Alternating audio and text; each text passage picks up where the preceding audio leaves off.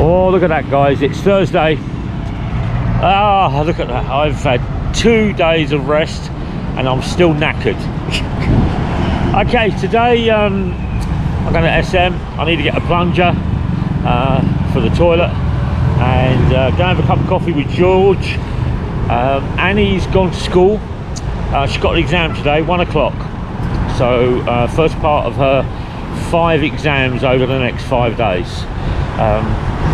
It does get a little bit difficult for her, but I've wished her all the best. Bought her a rose yesterday for the Valentine's. Chilled out.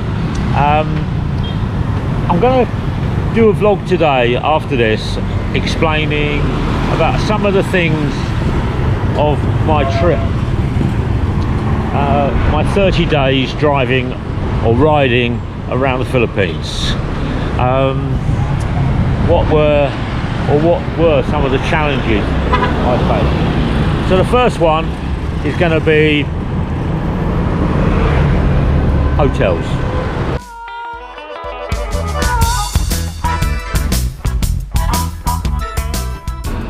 Set off on our travels around the Philippines. We did 4,300 kilometers around the Philippines. We started off on Mindanao, we went to Samar, we went to Leyte, we went to Quezon, we went to Luzon, we went to Pinay, we went to Bicol, covered it all in the 30 videos.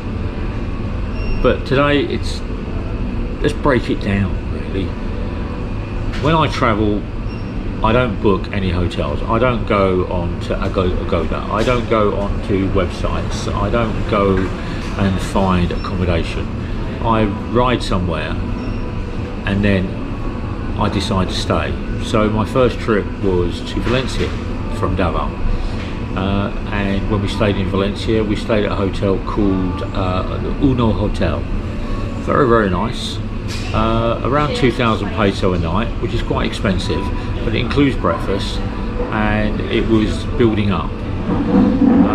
And from there, the hotels I've stayed at over that 30-day period have ranged from the cheapest, which was 500 peso a night, over in Padagugan, in Negros Oriental,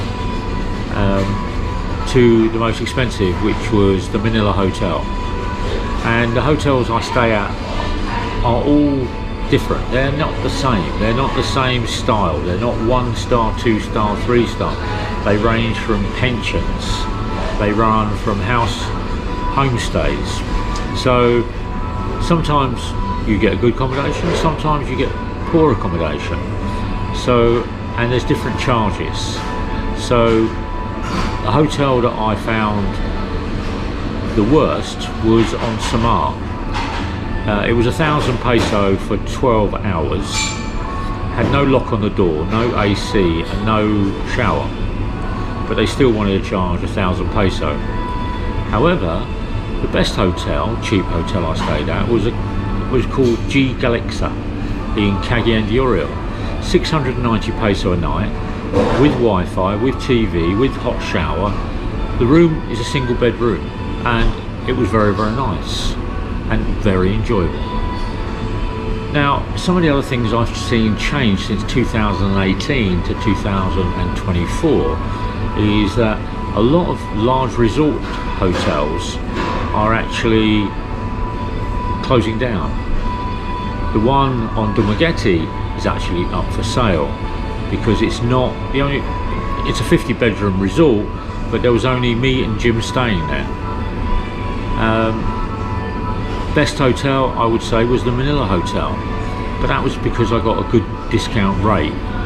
You know, I got 2 nights for 6,000 peso. And I enjoyed that stay, and I enjoyed the restaurant, and I enjoyed everything else about that hotel. There was a nice little pension house that was in Tacloban, which is 1,000 peso a night. Gave me my own little bayakubo, yeah, and they're really, really enjoyable. But the changes are, when you book or when you turn up to turn around and book into a hotel, you ask, do you have a single room for one night? The reply 90% of the time are, all of our single rooms are gone, sir. We have a double superior or a double standard or a double deluxe or a twin deluxe, which is anywhere between 1,200 and 2,000 peso. So there's that change. They don't push the single accommodation anymore, they push the double or the twin. The niceties that you used to get in some of the hotels, like the toothbrush, the soap, the shampoo, that's gone. Majority of the places I stayed, if you asked did they have it, it would be, oh, the 7-Eleven, go to the 7-Eleven. The restaurants that these hotels have, or used to have, the food that they were selling used to be fairly nice, fairly interesting. Now it's become not so good. It's become a sideline that is basic, very basic. Breakfasts, and I would say the worst hotel I stayed at for breakfast was one in Naga. It was called the Blue something. I won't turn around, you can check the vlog.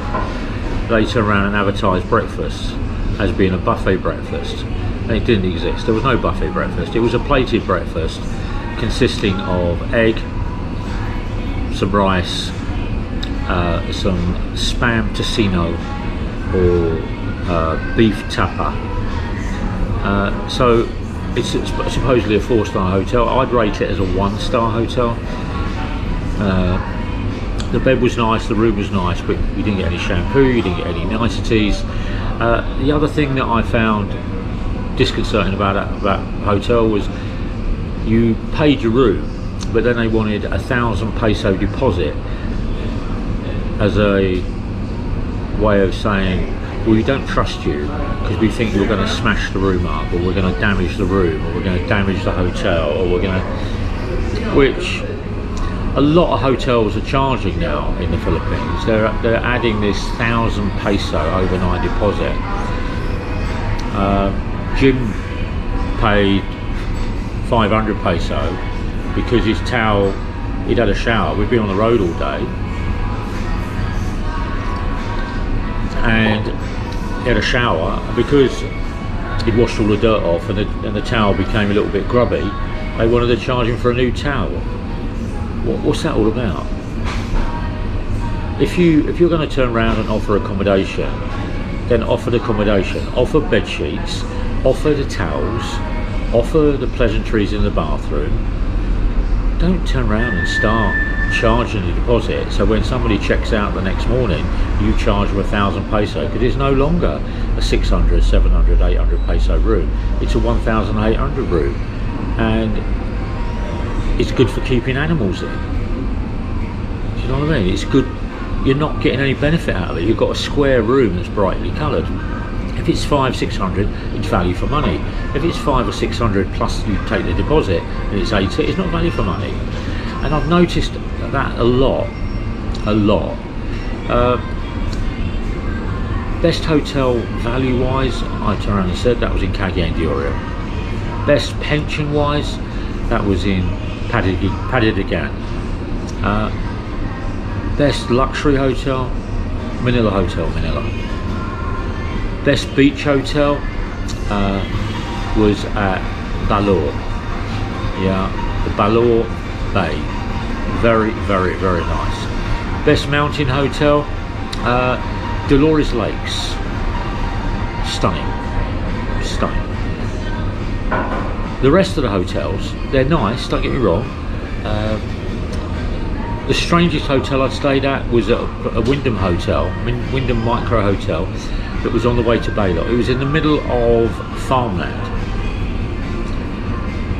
Lovely hotel, but kept having power cuts, and it had water outage, which meant it wasn't too clever. But nice hotel, but it doesn't go on my top ranked.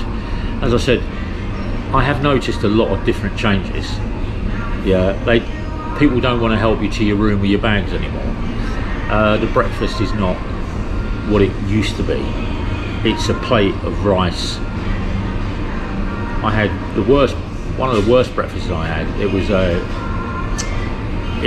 rice. What was it? Rice, 2 slices of tomato, and 6 canned chicken sausages. No water, no coffee, no tea, no juice, nothing else, just that for breakfast. And that was in a 1,200 peso hotel. You can't turn around and run a hotel and offer terrible food. You can't run a hotel like in Bacolod, where everything in the room, they don't do any water in the room, they don't do any bath stuff in the room. You get a towel, you get a sheet, you get AC, and that is a 1,500 peso room. And when you turn around and say, well, do you do a restaurant? No, 7-Eleven. Oh, do you have any water? No, 7-Eleven. So that hotel, Sea Breeze, I classed as a 7-Eleven hotel. Would I go back? No, I wouldn't. I'd go and stay somewhere else. But there was a micro hotel in Bacolod that wanted 2,500 peso a night. There were holes in the doors, the downstairs toilet was broken, there was no water. So these places that say they are hotels were hotels before the world shut down through COVID, but now they've not raised the game. They're trying to pay back some of the money that they lost during COVID. Some of the hotels you can't park near the hotel. I had one hotel that was in Surigao. I parked my bike outside the hotel. When I came back the next morning, it'd been moved. The security guard had moved it 200 meters around the corner. So now I got to rush around and turn around and say, who's got it? Oh, the security guard moved it last night, sir. Why? There is this underlying factor that some people are right and some people are wrong, and I find it very, very difficult with hotels. After working in the hospitality industry all my life, that hospitality works some places but not others, and the rules change. Yeah. I went to one hotel and they had rules, and because I can't see the rules because they're all small, the man decided to read the rules out. There are 11 different rules, and rule number 11: the hotel reserved the right to make any changes to the above rules without any notification. Interesting, that rule, isn't it? Does that mean the prices can go up overnight? So what I turn around and do is pay cash up front, because once I got my receipt, then I can turn around and move on. Now, the one is when you ask for a receipt, you don't always get a receipt. Hotels do not give receipts, even though it's a legal responsibility. Some hotels don't have the BIR number on the wall because they're not concurrent with their tax liabilities or the payment of taxes, because you see this little number plate on the back wall and it's their tax and it's their identification number for their tax. Some of these hotels I stayed at, not the pensions or the cheap, they all abided by it. This was 3-star, 4-star hotels, which again I found a little bit shocking. So overall, hotels are okay, but there's a lot of manipulation of the rules, and there's a lot of what they used to do they're not doing anymore, and there is a lot of asking for the payment and then asking for a deposit, and sometimes you can't get that deposit back the next day. You end up in an arguing match, but because you've already paid the deposit, and they hold the cash, they'll argue because they don't want to give it back. And I found that 5 or 6 times disheartening, and left a horrible taste in my mouth that it happens. But so when it got to the second half of my trip, I'd pay cash, but I wouldn't leave a deposit. Anyway, like, share, subscribe. I'm back in Davao City, and I'm resting, and I'm getting over my 30 days trip. Take care.